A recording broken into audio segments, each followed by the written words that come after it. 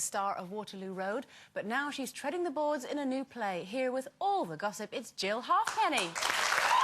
Quick break, but still to come. She's gone from marking books in Waterloo Road to appearing on stage in a new play. That's Jill Halfpenny. Plus, we'll try and impress her as she's a superstar with an amazing voice performing live. It's Macy Gray. Back soon. Everyone's favourite Geordie lass. She's here with news of her latest play. It's the lovely Jill Halfpenny. Plus, coming up, a musical treat, singing her latest single, Finally Made Me Happy. It's Macy Gray.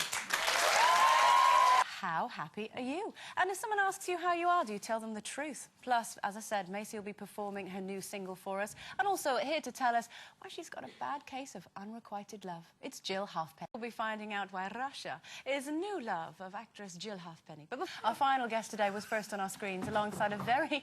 That was our warm-up man, just fell down the stairs. Alongside a very young Anton Deck in Biker Grove. He's all right. Since then, she starred as an undercover cop in EastEnders and a naughty nurse in Coronation Street. Having had a successful stint in the musical Chicago, she's back on stage in a new play all about unrequited love. She's also currently on our screen starring alongside our very own Denise Welsh in Waterloo Road. Dale, what do you think?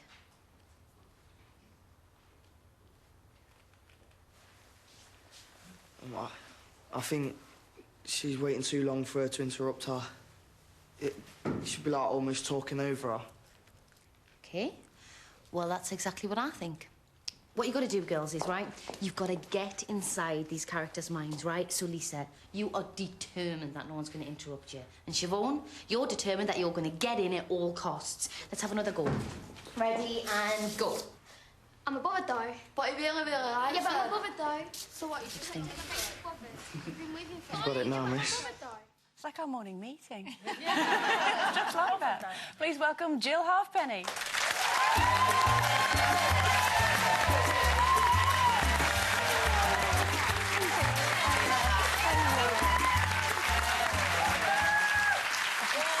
So, Jill, are you happy? I am happy. Good. Yes, thank you. Split up from someone then? No, I just got married. Just got married, But it took me a while to tell people when I wasn't happy. I used to go around going, I'm fine, yeah, how are you? Oh, great. And then I thought, why am I doing this? Because then I go home and I think I'm not great.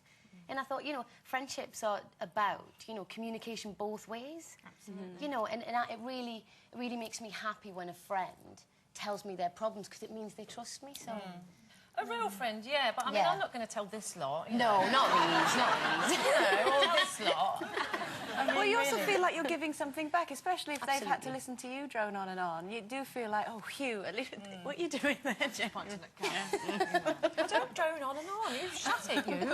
You're not getting on my nerves. Anyway, Jill. Yes, Carol. I'll tell you my problems. What was your big day like? Because, you know, I didn't know you actually were married. I knew you were with someone, but... It was fantastic. So was it a good one? Yeah, it was brilliant. Was it a big wedding or a quiet Well, family it was wedding? like 100 on the day, 200 on the night, so that's... quite big. Yeah, really? But it was 100 on the day, 200 on the night. I do have that many friends God, before you've you got a say lot it, of okay? friends. And did your husband carry over the threshold of your new bungalow? He did, yes. Do you like bungalows? Do you know what? I don't have any prejudice towards bungalows at all. I know they have a bit of a hard ride, don't they? Because it, you know, it does seem like you're retired and you're in your slippers.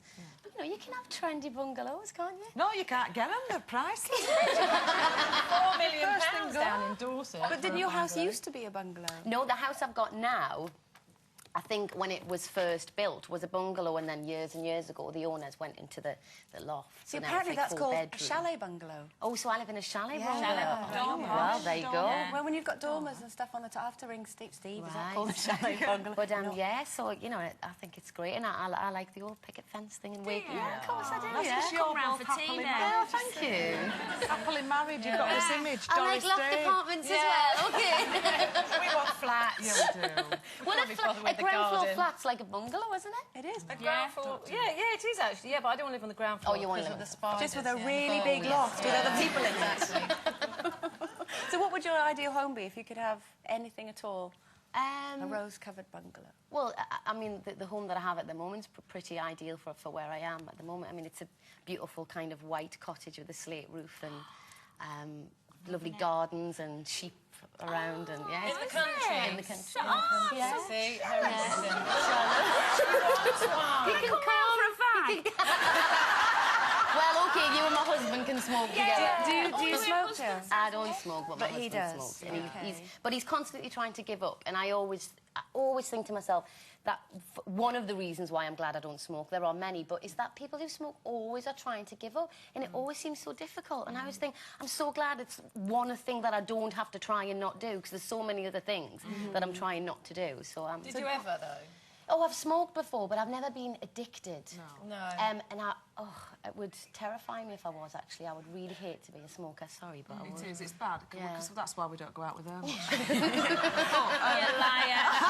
I want to be in Colleen's world. Not. Anyway, we're obviously thrilled that you're in such a happy marriage and everything's lovely, but you're playing unrequited love in a play, aren't you? Tell us a little bit. Deeply unhappy, This is really quite serious. It's called Uncle Vanya, to check off.